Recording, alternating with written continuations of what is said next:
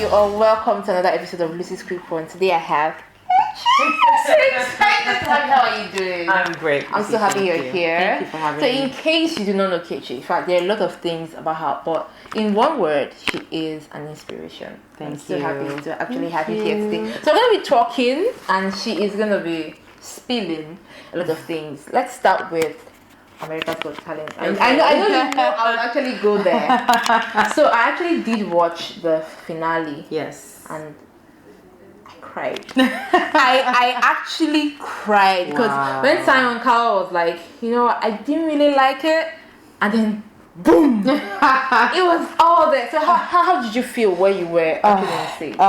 In that moment when he said he didn't like it, that was so, like, my heart just like fell to my feet, like, because I felt so sad and I was really disappointed, in myself, thinking that I disappointed him, because I really poured my heart out and I tried my best, so I was feeling like my best wasn't enough, but I was also feeling grateful that I had made it that far, like, in fact, that I'd made it onto the show in the first place, so I didn't want to lose sight of that fact, that was an honor in itself.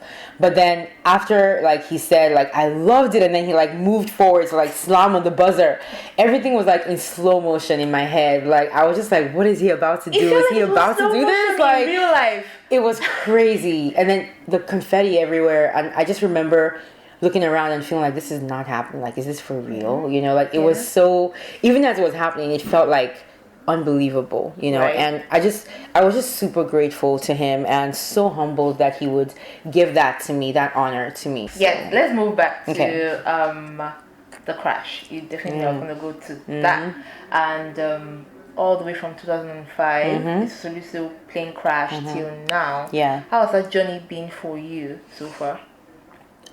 Lots of ups and downs. Definitely not a straight line.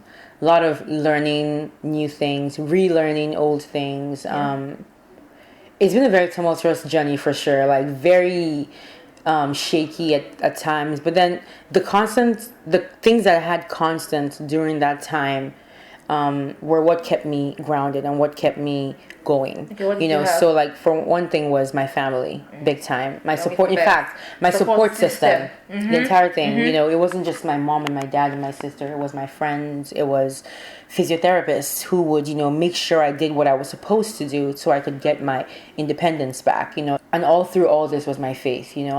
Which was very shaky before the accident happened. Not really certain of myself and who God was to me. But then after the fact, over time, very gradually, I started to understand a lot of things and gain something more personal, with Jesus. And that was a big thing that also helped me throughout my life, still does. So was it like a kind of awakening for you?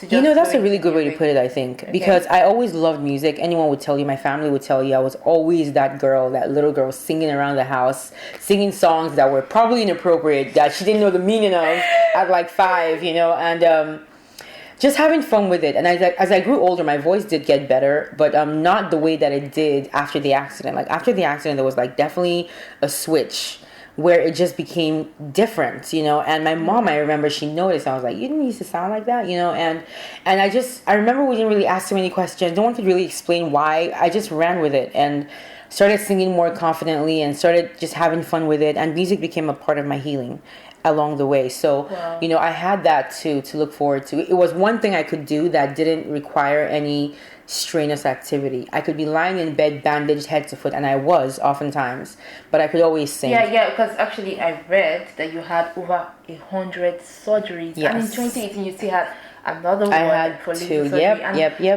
This year too. I just felt so much love around me that really made me feel like I could get my life back, Yeah, I need to ask you, after this happened, you are in Nigeria right now. Yes, I am. Do you ever feel scared of being on a plane whenever you fly? Whenever I fly?